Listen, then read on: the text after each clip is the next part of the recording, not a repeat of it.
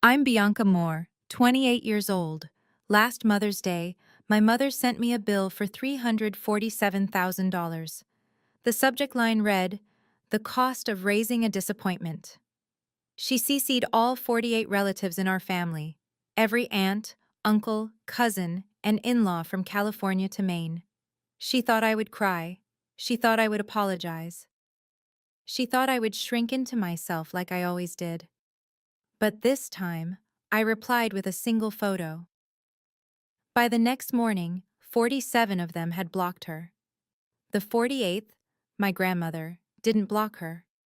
She did something far worse. Before I tell you what that photo was and what my grandmother did, please take a moment to like and subscribe, but only if you genuinely enjoy this story. Drop a comment and let me know where you're watching from and what time it is there. Now let me start from the beginning. I work as a financial analyst at a mid-sized accounting firm in Boston. Numbers make sense to me. They don't lie, they don't play favorites, they don't tell you one thing and mean another. People, on the other hand, especially my family, are a different story. My apartment is small, 600 square feet in Somerville. Nothing fancy. But it's mine. I've paid the rent myself since I was 22. No help from anyone. My sister Vicky, 3 years older, just bought a 4-bedroom colonial in Wellesley. Our parents gifted her the down payment, $80,000, wrapped in a bow of, "We're so proud of you." I found out about it through her Instagram post. When I graduated college, I got a text from Mom. "Congratulations." 3 weeks late. No exclamation point. When Vicky made junior partner at her law firm, they threw her a party. Catered. Champagne. The whole family flew in. I don't say this to complain. I stopped expecting anything different a long time ago. You learn to measure your worth in things you can control: your work, your savings account, the peace of your own space. Marcus, my boyfriend of 2 years, asks me sometimes why I still go to family gatherings, why I still pick up when my mother calls, why I let her comments slide off me like water. I never have a good answer. Maybe part of me kept hoping. Maybe part of me thought if I just tried harder, stayed quieter, caused less trouble, she'd finally look at me the way she looks at Vicky. Working in finance taught me one important lesson. Numbers don't lie. People do. I just didn't know how much my mother had been lying until last year. The pattern started long before I could name it. My college graduation, 2019. I walked across the stage at Boston University, magna cum laude, finance degree in hand. I searched the crowd for my family. Dad was there, smiling, waving. The seat next to him was empty. Mom had gotten sick that morning. A migraine, she said. Too severe to make the 2-hour drive. 1 week later, she flew to New York for Vicky's firm award ceremony, posted 12 photos on Facebook. "So proud of my brilliant lawyer daughter." I liked the post. That's what you do. Growing up, Vicky was our future attorney. I was the difficult one. Vicky got praise for her grades. I got questions about why mine weren't higher. Vicky's achievements were celebrated. Mine were expected or overlooked. Dad tried, in his quiet way. He'd pat my shoulder after Mom's sharper comments. "Your mother means well," he'd say. "She just has a harder time expressing it with you." I used to believe him. When it came time for college, both Vicky and I were supposed to have education funds. Grandma and Grandpa had set them up when we were kids. Same amount for each of us. Vicky graduated debt-free. I graduated with $67,000 in student loans. Mom told me my fund ran out faster because of unexpected expenses during high school. Tutoring, she said. Summer programs, things I needed. I didn't question it then. Why would I? She was my mother. But numbers have a way of telling the truth, even when people don't. And 3 years ago, I started looking at the numbers. 2 weeks before Mother's Day, Mom announced her plan. A family reunion. Not just our immediate family, everyone. All the aunts and uncles, all the cousins, their spouses and kids. 48 people total, gathering at Grandma Eleanor's farmhouse in Connecticut. "It's been too long since we've all been together," Mom said in the family group chat. "Let's make this Mother's Day special." I stared at my phone for a long time. Marcus was making dinner when I told him. He paused, spatula in hand. "You don't have to go," he said. "She's my mother." "That doesn't mean—" "I know." I took the phone from his hand, set it aside. "I know." The next day, Vicky called, sweet as sugar. "Hey, so you're coming early to help set up, right? Like usual?" "Like usual." Meaning, I arrive at dawn to cook and clean while she shows up at noon with an expensive bottle of wine and a designer dress. "Sure," I said, "like usual." After we hung up, I sat at my laptop. There's a folder I keep buried 3 levels deep. I named it Insurance. Just a word, just a precaution. I hadn't opened it in months. That night, I opened it.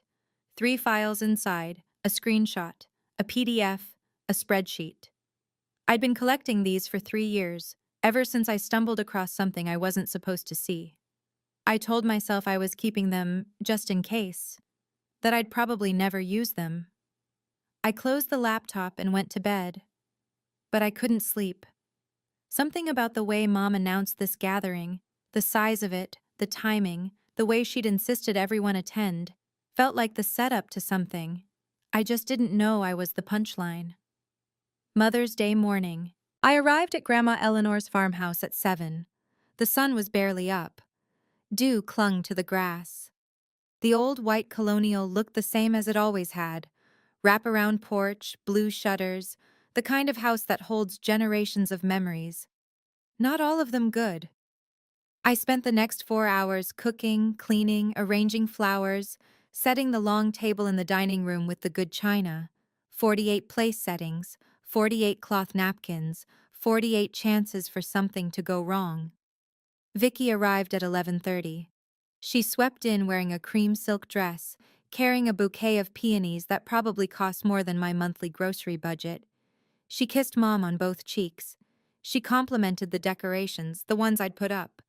"Everything looks perfect," she said to Mom. "You outdid yourself." Mom smiled. I had a little help. She didn't look at me when she said it. By noon, the house was full. Aunts and uncles I saw once a year, cousins I barely knew, their kids running through the hallways, noise and laughter, and the smell of the roast I'd been preparing since dawn. Mom moved through the crowd like a queen, accepting hugs, accepting compliments, accepting the spotlight. I stayed near the kitchen. During the family photo, Mom positioned everyone on the porch steps. She placed Vicky right beside her. When I stepped forward, she glanced at me. "Bianca, honey, stand in the back. You're taller. You'll block everyone." I stood in the back. That's when Grandma Eleanor appeared beside me. She squeezed my elbow. Her grip was firm for a 78-year-old woman. "Whatever happens today," she said quietly, "hold your ground. You hear me?" I didn't understand. Not yet. The toast began after lunch. Uncle Robert went first, raising his glass to the heart of our family. Aunt Patricia followed with tears in her eyes about sisterhood. Cousin after cousin stood up, praising mothers, praising Mom specifically, praising the woman who sacrificed everything. I stayed quiet. I'd learned long ago that my voice wasn't wanted in these moments. Then Mom stood up. She smoothed her lavender dress. She picked up her wine glass. The room fell silent with practiced reverence. "Thank you all for being here," she began. Her voice carried that warm, practiced tone, the one she used for audiences. "Being a mother is the most rewarding job in the world, but also the hardest." Murmurs of agreement rippled through the room. "I've been blessed with 2 daughters, 2 very different daughters." She paused, letting the weight of the words settle. "One who has made me proud every single day, and one who has tested me." Eyes shifted toward me. I felt them like heat. "I've thought long and hard about how to express what motherhood really means, the sacrifices we make, the costs we bear." She reached into her pocket and pulled out her phone. "So, I've prepared something special. A gift, you might say, for all of you, and for one daughter in particular." Her thumb moved across the screen. Around the room, phones began to buzz. Ding after ding after ding. 48 notifications in rapid succession. I want everyone to see exactly what it cost, Mom said, her eyes finding mine, to raise a disappointment. The room went still, and in that silence, I understood what Grandma Eleanor had tried to warn me about. This wasn't a family reunion. This was an execution. 48 phones lit up simultaneously. I watched hands reach for devices, watched faces bend toward screens, watched expressions shift from curiosity to discomfort to shock. The email subject line: the cost of raising a disappointment. The body: an itemized spreadsheet. 28 years of my existence reduced to line items. Hospital birth costs: $12,400. Diapers: first 2 years. $2,800. Childhood clothing: $15,600. Braces: $8,000. Summer camps: $4,500. First car: $12,000. College room and board: $48,000. Cell phone bills: $8,400. On and on it went. $347,000. Mom read selections aloud, her voice carrying across the silent room. Orthodontia: $8,000. Does she ever say thank you?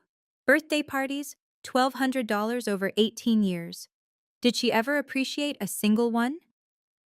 Someone laughed nervously. Someone else shifted in their chair. I stood frozen by the kitchen doorway, 48 pairs of eyes on me.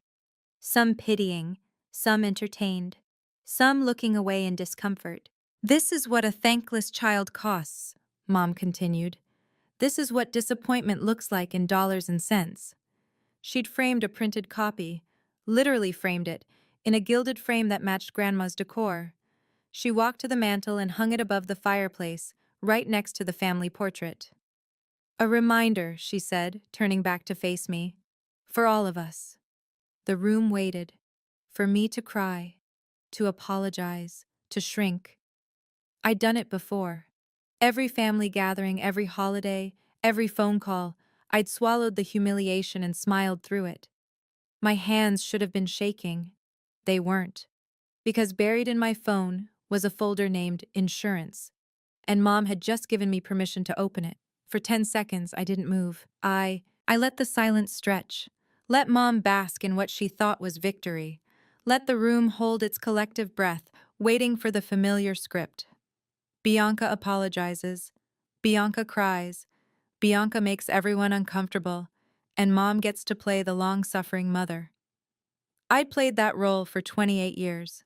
Not today. My mind flashed through memories. Every Christmas where my gifts were afterthoughts. Every report card that earned criticism instead of praise. Every time I'd said, "I'm sorry," for existing in a way that inconvenienced her. I thought about the nights I'd spent in my apartment, staring at credit reports I couldn't understand. The calls with IRS agents about tax returns I'd never filed. The apartment applications rejected because of a credit score I'd never earned. I thought about the folder on my phone. 3 files. 3 years of quiet documentation. 3 chances to prove that the disappointment narrative wasn't just unfair, it was a cover story.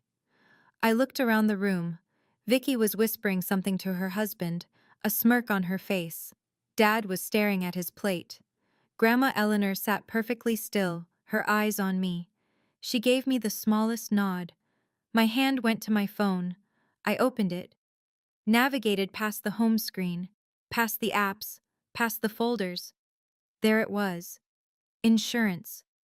3 files inside. A screenshot, a PDF, a spreadsheet. My heart was calm. My breath was steady. "Mom," I said. My voice cut through the silence like a blade.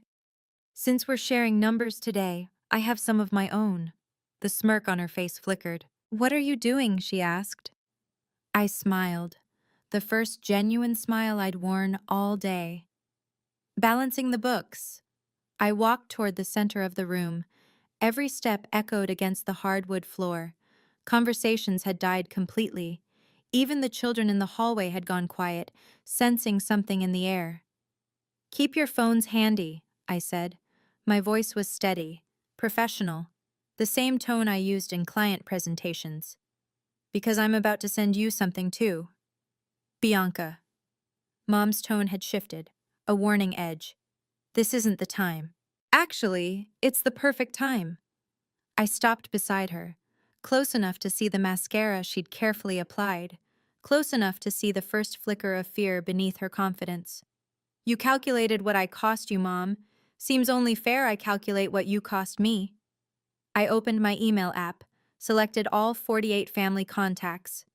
"Bianca, whatever you think you're doing, I'm doing exactly what you taught me." I looked up at her, held her gaze. "Showing receipts?" I pressed send. The familiar chorus of notification sounds filled the room. Ding, ding, ding. One after another, spreading through the crowd like dominoes falling. Mom's face paled slightly. "What did you just send?" "The truth." I slipped my phone back into my pocket. "You have numbers, Mom. I have documents." Movement caught my eye. Grandma Eleanor had risen from her chair, but she wasn't moving to stop this.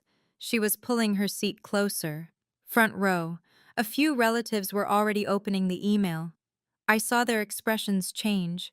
Confusion first, then something else. Uncle Robert was the first to look up at Mom with a different kind of expression. "Linda," he said slowly, "what is this?" Mom's composure cracked, just for a moment. The performance was about to get interesting. "Now, before I show you exactly what was in that email, I have to ask, how many of you have a folder like mine? Evidence you've been collecting, hoping you'd never have to use?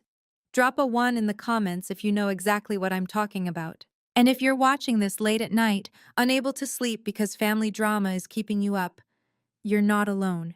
Hit subscribe and let's get through this together." Okay, back to that dining room. The email contained 3 attachments. I started with the first one. "Mom, you charged me for my college education in your little bill. Room and board, textbooks, living expenses." I paused. "But here's the thing. I paid for college myself. $67,000 in student loans. Still paying them off." Murmurs rippled through the room. "That's because my college fund ran out, right? That's what you told me." I pulled up the PDF on my phone, projecting calm I didn't entirely feel. "Except I work in finance now, and I know how to trace money." I turned to face the room. "Grandma and Grandpa Harrison set up education trusts for both Vicky and me when we were children. Same amount, $89,000 each." I let that number sink in. Vicky used hers, graduated debt-free. I pointed to the screen showing on my phone. "My trust was withdrawn in full on August 3, 2016, 1 month before I started college. The money was transferred to an account belonging to Linda Moore." Aunt Patricia's hand went to her mouth. $89,000, I repeated. "Gone, into Mom's personal account. 1 week later." I swiped to the next document. "She purchased a new Lexus. Cash." "That money was for family expenses." Mom's voice rose, defensive. "You don't understand." "I understand bank records." I kept my voice level. "I understand wire transfers. I understand that you stole my college fund and let me drown in debt while you drove a luxury car." Dad stood up slowly from his chair. His face had gone pale. "Linda," he said quietly, "is this true?" Mom opened her mouth to respond, but I wasn't finished yet. "That's just the beginning," I said. The room had grown colder somehow. Or maybe it was just the way people were looking at Mom now. With less sympathy, more scrutiny. I opened the second attachment, a spreadsheet. For the past 2 years, I've been getting strange letters from the IRS, audits, notices about discrepancies. At first, I thought it was a mistake. I scrolled through the document. Then I hired a CPA to dig deeper. I turned the phone so people nearby could see the screen. Columns of numbers, dates, filings. From 2018 to 2024, Mom claimed me as a dependent on her federal taxes, 6 consecutive years. Cousin Michael frowned. So? Parents claim their kids all the time. I was 22 in 2018, I said, living in my own apartment, paying my own rent, my own insurance, my own everything. I haven't been anyone's dependent since I was 21. The implication landed. I watched it spread across faces. Each year she received between $4,000 and $6,000 in tax benefits from claiming me. I did the math out loud. Total, approximately $32,000. Tax fraud using my social security number. That's a federal crime. Uncle George, a retired accountant himself, spoke up, his voice grim. I know. I looked at Mom. I had to hire a CPA to clean up the mess. $3,400 out of my own pocket to fix what you did. Dad's hands were gripping the edge of the table. Linda, you told me Bianca agreed to this arrangement. Richard, stay out of this. But it was too late for that. The room was shifting, the narrative was changing, and I still had one more file to show them. I let the silence build. Mom was looking at me differently now. The confidence was gone. In its place was something I'd rarely seen on her face: uncertainty. There's one more thing, I said quietly. I didn't open the third file yet. Instead, I asked her a question. Mom, do you remember when I applied for my first apartment after college? The one in Cambridge? She didn't answer. I got rejected. The landlord told me my credit score was 520. I was 22 years old with a score that said I was a financial disaster. I paused. I'd never missed a payment in my life. I'd never had a credit card. Understanding dawned in a few faces around the room. So I pulled my credit report. And do you know what I found? I opened the third attachment. Bank statements, credit card applications, all bearing my name. 3 credit cards, opened in 2016, 2017, and 2018, all using my name and social security number, all maxed out. I let the number land like a hammer. $47,000 in debt, on my record, for purchases I never made. Aunt Martha gasped. This is identity theft, Uncle George said flatly. Linda, this is a federal crime. It took me 4 years to clear my name, I continued. 2 lawyers, hundreds of hours on the phone, but I kept everything, every document, every statement, every piece of evidence. Movement at the edge of the room. Vicky was standing up, reaching for her purse. Sit down, Vicky. She froze. You're not going anywhere. I met her eyes. Because one of those credit cards? The statements were shipped to your address. The color drained from my sister's face. I didn't know, Vicky started. Don't. My voice was calm, cold. I have the shipping receipts, your address, your signature on delivery confirmations. The room turned to look at my sister, the golden child, the one who could do no wrong. You received packages in my name for 3 years, designer bags, electronics, jewelry. I pulled up one particular receipt, including an engagement ring, $8,400, charged to a card with my name on it. Vicky's husband, Derek, stared at her hand, at the diamond glittering under the dining room lights. You wore my stolen identity to your wedding, I said. Did you know? Or did you just not want to know? Vicky's voice cracked. Mom said it was an emergency. She said you wouldn't find out. I didn't think. An emergency that lasted 4 years? Buying Gucci bags was an emergency? Aunt Patricia rose from her seat, her face ashen. Victoria, how could you? I didn't know it was illegal. Vicky's composure shattered. Tears streamed down her face. Real ones, maybe. Or maybe just the performance she'd learned from Mom. She told me Bianca would never check. She told you to help her steal from me. I finished the sentence. And you did. The murmurs had grown to open conversation now. Relatives talking to each other, voices rising, some in shock, some in anger, some already standing, reaching for coats and car keys. But there was one more thing, the screenshot. I hadn't opened it yet. The one I'd been holding for 3 years, the one that explained everything. I looked at my mother. She was pale now, trembling. "There's one more file," I said. "But this one is the big one." Mom saw the shift in the room. She felt it slipping away from her. So she did what she'd always done. She changed tactics. Her shoulders began to shake. Her eyes glistened with tears.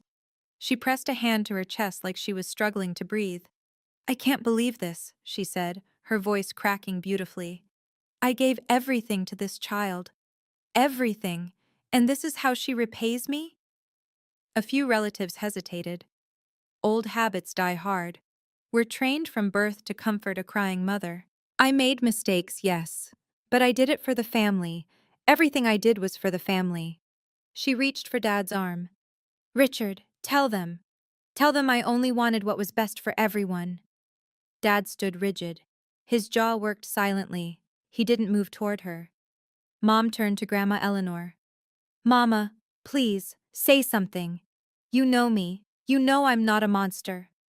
Grandma Eleanor remained seated. Her face was stone. "I'm listening, Linda," she said quietly. "I'm listening to everything."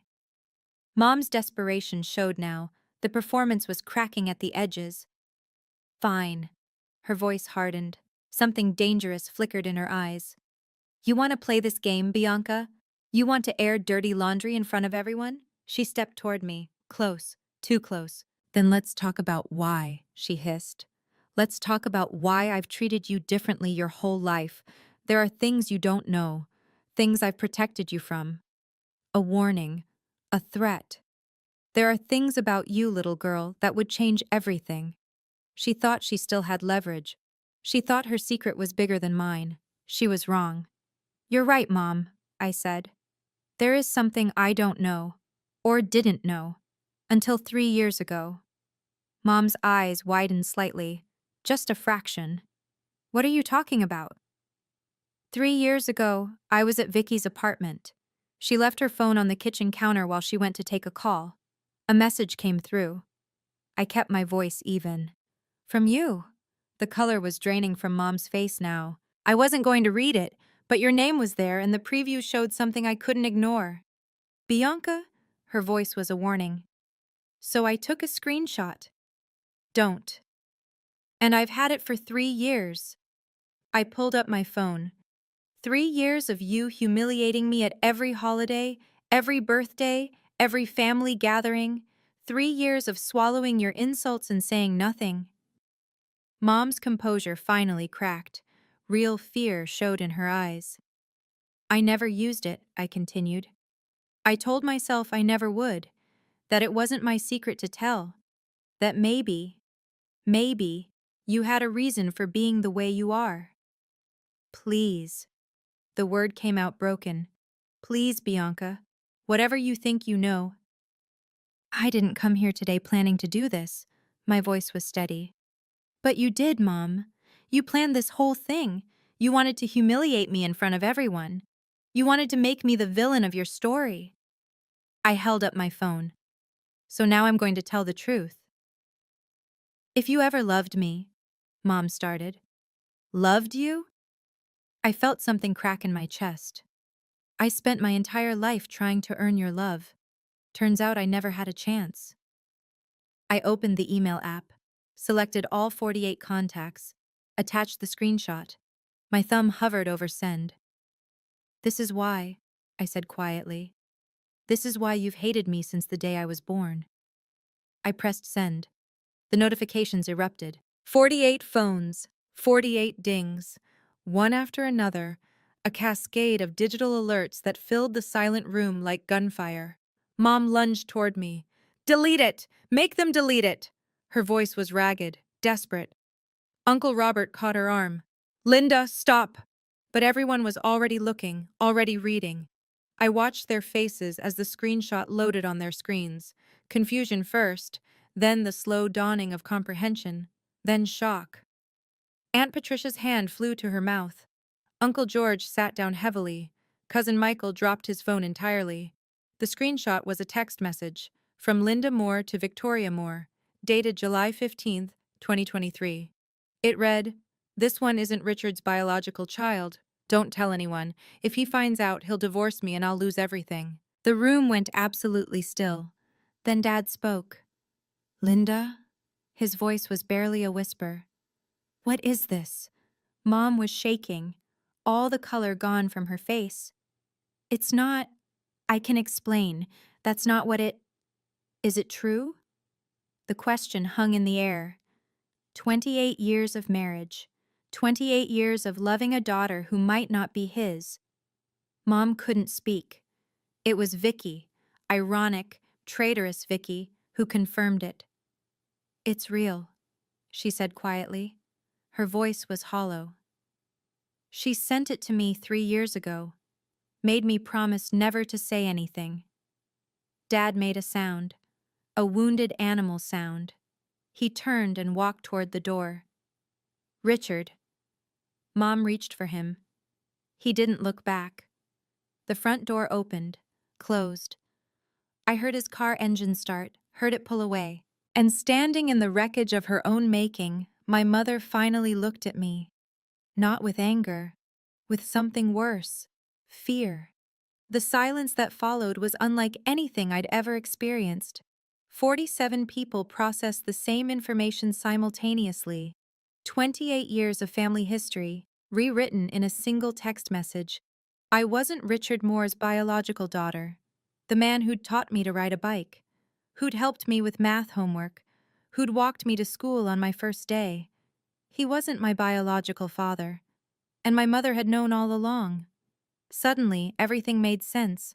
The differential treatment, the constant criticism, the way she looked at me, like I was a reminder of something she wanted to forget. I wasn't a disappointment, I was evidence. "You spent 28 years punishing me," I said quietly. "Not because I wasn't good enough, because every time you looked at me, you saw your own mistake." Mom's mouth opened, closed, opened again. "I was 17, she finally said. 17 and stupid. It was one time. I don't care about what happened 29 years ago." My voice was steady. "I care about what happened every day after. Every insult, every comparison to Vicky, every time you made me feel worthless." Grandma Eleanor rose from her chair. She moved slowly toward Mom. For a moment, I thought she was going to comfort her daughter. Instead, she stopped 3 feet away and looked at her with an expression I'd never seen before. Disgust. "I suspected," Eleanor said quietly. "For years I suspected something wasn't right. The way you treated that girl." She shook her head. "But I never imagined this." "Mama, please." 28 years, Eleanor continued. "You lied to everyone. To Richard, to the entire family." She paused. "To me." Mom started to cry. Real tears now. I could tell the difference. But no one moved to comfort her. The room fractured. People began moving all at once. Voices overlapped, shocked whispers, angry questions, the scrape of chairs being pushed back. "I can't believe this. 28 years of lying. Poor Richard, God, poor Richard." Aunt Patricia grabbed her purse and headed for the door without a word. Uncle George followed, shaking his head. Cousin Beth was already on her phone, probably calling someone who hadn't made it to the reunion. Those who stayed looked at Mom differently now. Not with the deference she'd cultivated for decades. With something closer to revulsion. "Everything I did for this family," Mom screamed. Her composure was completely gone. Mascara ran down her cheeks in black rivers. "I kept us together. I protected everyone from the truth." "You protected yourself," Aunt Martha corrected quietly. "That's all you ever did, Linda." Around the room, phones were buzzing. The exodus had begun in the family group chat, too. I caught glimpses over shoulders. People leaving the conversation, blocking contacts, typing furious messages. Mom lunged for my phone. "Delete it! Make everyone delete it!" Uncle Robert and Derek held her back. I stood motionless in the center of it all, watching 28 years of carefully constructed lies collapse in real time. Then I felt a hand on my shoulder. Gentle, warm, Grandma Eleanor. Come with me, she said softly. She guided me through the chaos, past relatives who reached out to touch my arm, past cousins who said things like, "I'm so sorry," and "I had no idea." We stopped by the front door. Through the glass, I could see the driveway was emptying, cars pulling out one after another. "You're still my granddaughter," Eleanor said firmly. "Blood or no blood, that doesn't change." I believed her. I found Dad in the parking lot. His car was still there, engine running. He hadn't made it past the end of the driveway. Through the windshield, I could see him sitting motionless, both hands on the steering wheel, staring at nothing. I knocked on the passenger window. He didn't respond at first. Then slowly, like waking from a dream, he reached over and unlocked the door. I slid into the seat beside him. We sat in silence. The late afternoon sun cast long shadows across the hood.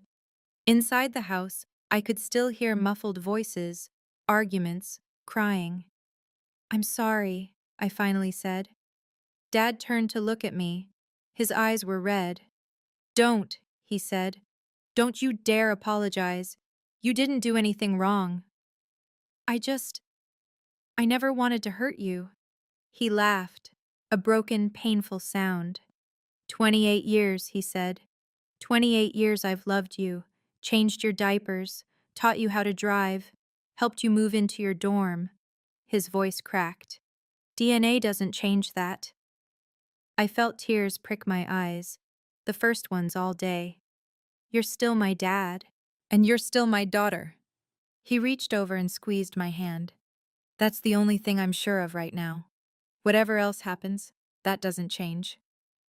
We sat there for a long moment, father and daughter, bound by something stronger than biology.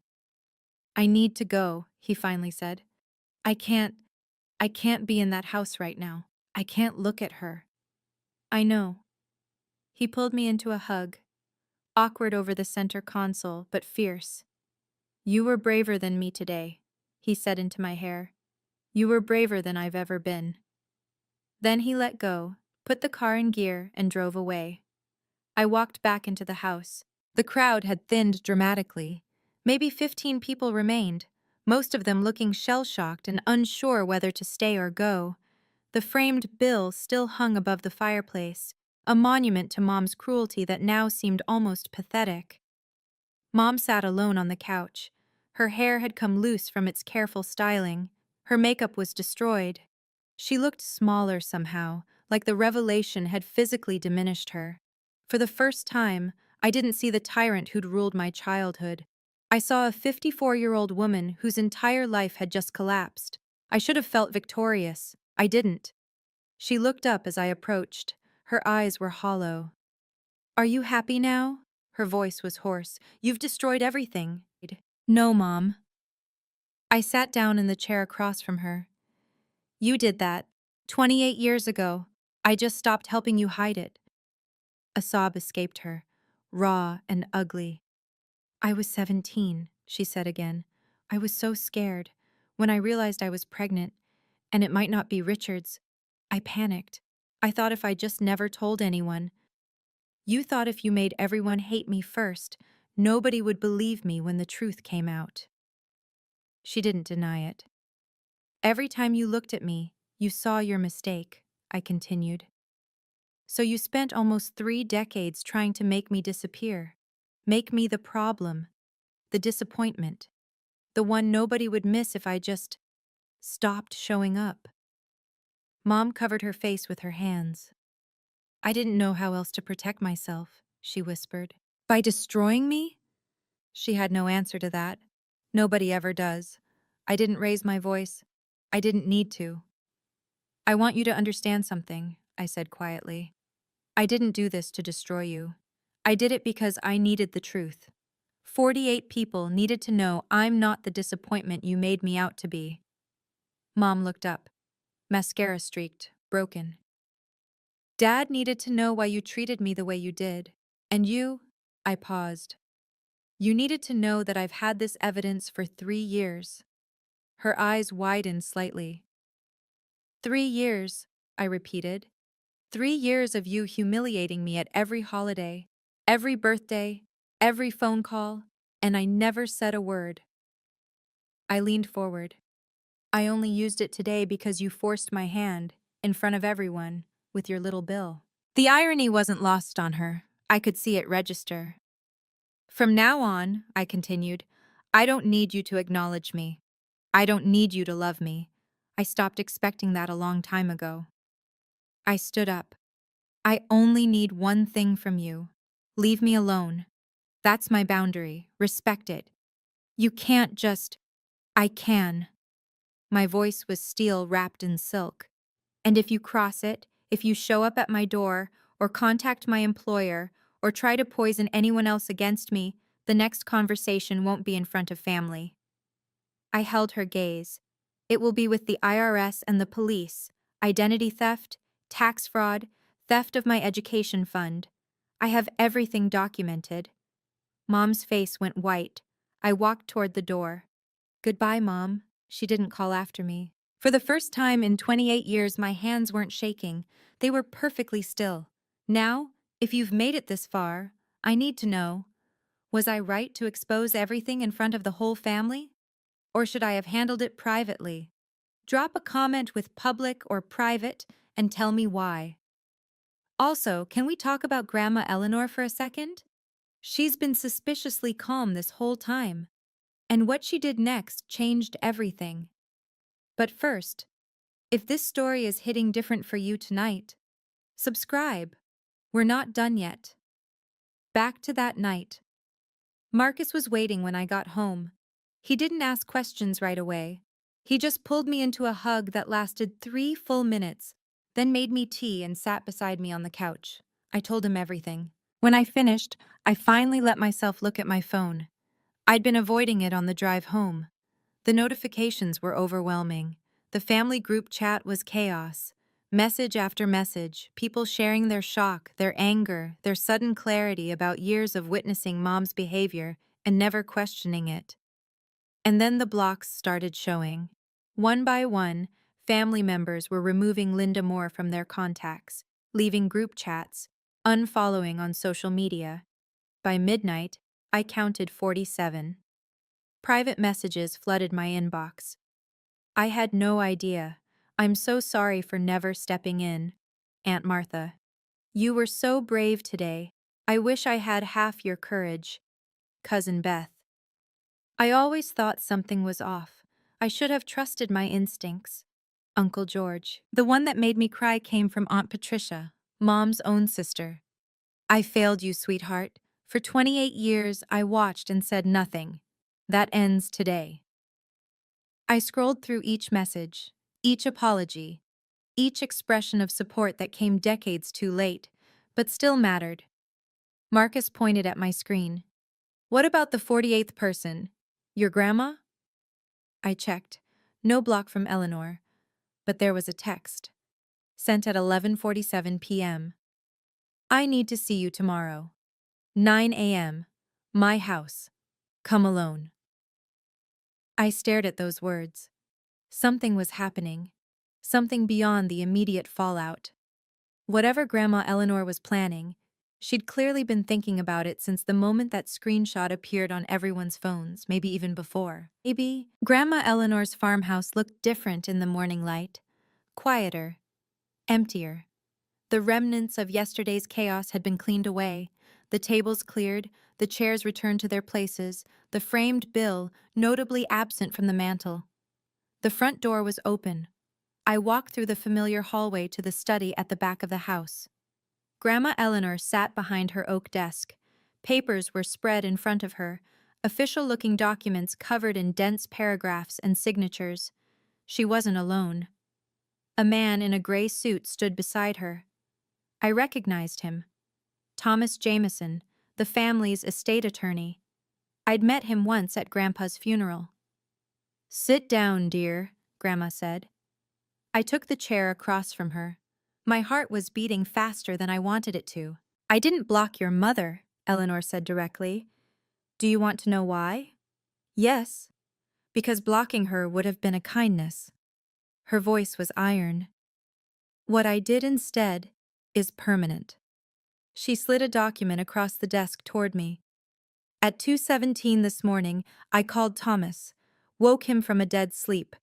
By 4 a.m., we had finalized new paperwork. She tapped the document. My will has been changed. I looked at the paper. Legal language swam before my eyes. I don't understand. Your mother was originally set to receive 35% of my estate. That's been reduced to 5%. Eleanor's eyes met mine. Just enough that she can't challenge it on grounds of being completely disinherited. My breath caught. Your share has increased from 10% to 30%. She paused. Your father's portion remains the same. He's a victim in this too. Grandma, I wasn't expecting. I know. Her voice softened. That's precisely why you deserve it. Thomas Jameson cleared his throat. For clarity, Mrs. Harrison has redistributed her estate as follows. Thank you, Thomas. I'll explain. Grandma Eleanor took the document back.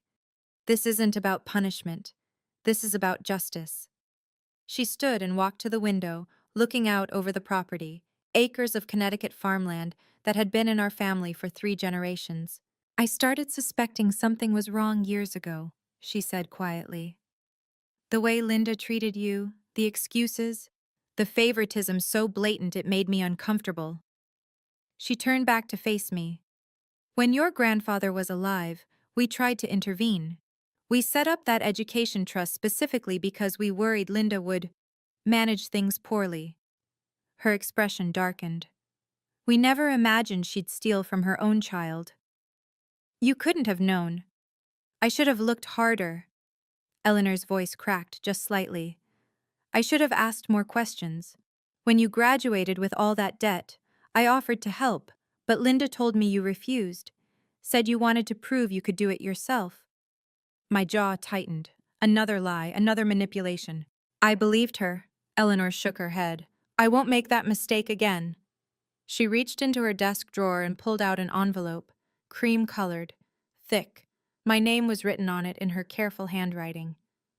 This is the graduation gift I tried to give you 6 years ago. Linda intercepted it. Told me you didn't want it.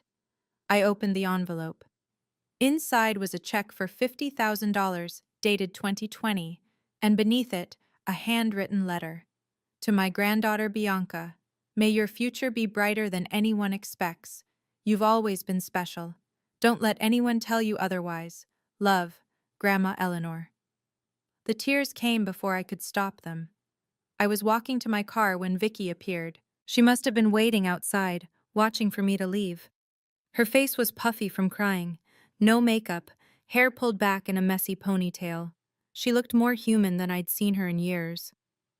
Bianca, wait. I stopped but didn't turn around. Please, she said. Just 2 minutes. I turned, waited. Vicky took a shaky breath. I know I don't deserve anything from you. I know that. You're right. You don't. But I need you to understand. She struggled with the words. I didn't know about the credit cards. Not at first. When I found out, I should have said something. I should have stopped it. But you didn't. No. Her voice broke. I was scared. I was so scared of becoming you. Of having Mom turn on me the way she turned on you. I felt something shift in my chest. Not forgiveness, not yet. But recognition. So you helped her hurt me, I said. To protect yourself. Yes. Vicky wiped her eyes. I'm not asking you to forgive me. I just wanted you to know. I understand now. Why you did what you did. And I'm sorry. For all of it. We stood there, 2 sisters on opposite sides of a divide that might never fully close. I can't forgive you right now, I said finally. Maybe not ever. But I understand why you did it. Fear makes people do terrible things. I paused. Look at Mom. Vicky nodded. If you ever want to talk, I'm here. I need time. I know. We didn't hug. didn't make promises, just nodded at each other and walked to our separate cars. It wasn't closure, but it was honest. That was more than we'd ever had before. A week later, the full picture emerged. Aunt Patricia called me with updates. She'd become my unofficial liaison to the family chaos I'd left behind. Your mother found out about the will, Patricia said. Thomas Jameson sent her the notification. How did she take it? A pause. She called your grandmother screaming, threatened to sue, threatened to contest, said Eleanor was senile and being manipulated. And what did Grandma say? One sentence. Then she hung up. What was the sentence? Patricia's voice held something like admiration. You made your choices for 28 years. I've made mine. I let that sink in. What about Dad? I asked. Moved out. He's staying with his brother in Hartford. The divorce papers have already been filed. 30 years of marriage, undone in a week. And Mom? Alone, Patricia sighed. She calls everyone, asking for support, asking people to reach out to Eleanor on her behalf. Nobody answers. I should have felt triumph. I didn't. Do you feel guilty? Marcus asked me that night after I relayed the conversation. I thought about it, really considered the question. No, I said finally. But I don't feel victorious either. I just feel done. Marcus waited. It's like a wound that's been infected for years, I continued. What happened yesterday was the surgery. It hurts. It's ugly. But now it can actually heal. He pulled me close. Is it over? I thought about the check from Grandma Eleanor deposited in my account, the messages of support from relatives I barely knew, the silence from the woman who gave birth to me. The explosion is over, I said. Now comes the part where we see what's left standing. Turns out, more than I expected. 2 months after Mother's Day. Life found a new rhythm. My credit score, cleared of Mom's fraudulent cards, climbed to 748. My student loans dropped to 23,000. I'd made a significant payment with Grandma Eleanor's gift. Not to erase the debt entirely, but to prove to myself I could handle it. Marcus and I moved in together. A new apartment in Cambridge, 1 bedroom bigger than my old place, a kitchen with actual counter space. We picked it out together, no one else's opinion asked or required. Dad came to see it on moving day. He brought a houseplant and a bottle of wine. His eyes were tired, but there was something lighter in them. How are you? I asked while Marcus unpacked boxes in the other room. Getting there. He set the plant on the windowsill. The divorce will be finalized next month. I'm staying with your Uncle Bill until I figure out my next move. And, emotionally? He managed a small smile. 28 years of lies is a lot to process. But you know what? I don't regret a single day of being your father, not one. We hugged for a long time. Sunday dinners became our new tradition. Just us. Sometimes Marcus joined, sometimes Grandma Eleanor drove down from Connecticut. Simple, quiet, ours.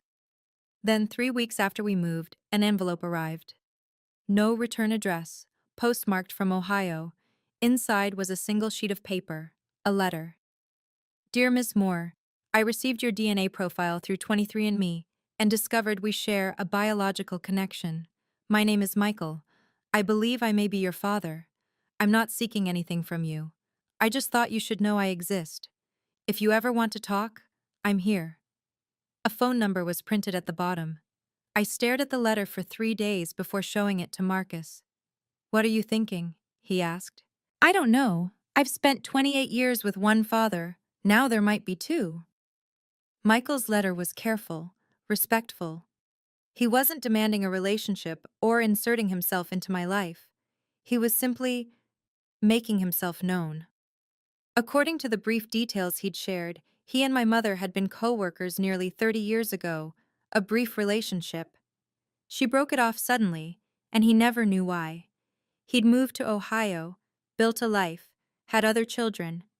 When a relative mentioned the family scandal that had spread through social media whispers and gossip, he'd taken a DNA test. The match was conclusive. He's not asking to be your father, Marcus said carefully. Richard is your dad. This guy knows that. I know. But, but what if I want to know him someday? Not now, but eventually. Marcus took my hand. You spent 28 years having other people define your identity. Your mother decided who you were supposed to be. Your family believed her. He squeezed gently. This is your choice. Nobody else's. I thought about that for a long time. Then I opened my laptop and composed a short email. Dear Michael, I received your letter. Thank you for reaching out with such respect. I'm not ready to meet or talk yet. I need time to process everything. But I wanted you to know that I appreciate you not pushing. I'll reach out when and if I'm ready. For now, thank you for letting me know you exist. I hit send. Then I closed the laptop and made dinner. Some answers can wait. I'd already found the ones that mattered most. She showed up on a Tuesday. I was leaving my office building when I saw her standing by the entrance, thinner than I remembered. Older. The designer clothes replaced by something simpler. Bianca. I stopped walking. I've been trying to reach you, she said. You blocked my number. My emails bounced back. That's intentional. I know, She took a step forward. I've been thinking, a lot, about everything. And I wanted to say, stop. She froze. You don't get to do this, I said calmly. You don't get to show up at my workplace and pretend we're having a reconciliation moment. That's not how boundaries work. I'm your mother. You're the woman who stole from me, lied about me, and psychologically abused me for 28 years because you couldn't face your own guilt. I kept my voice even. We're not having coffee and talking things through. We're not family therapy. We're nothing. You can't just cut me out forever. I'm not cutting you out forever.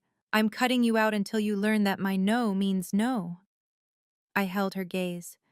That might be forever. That's your choice now, not mine.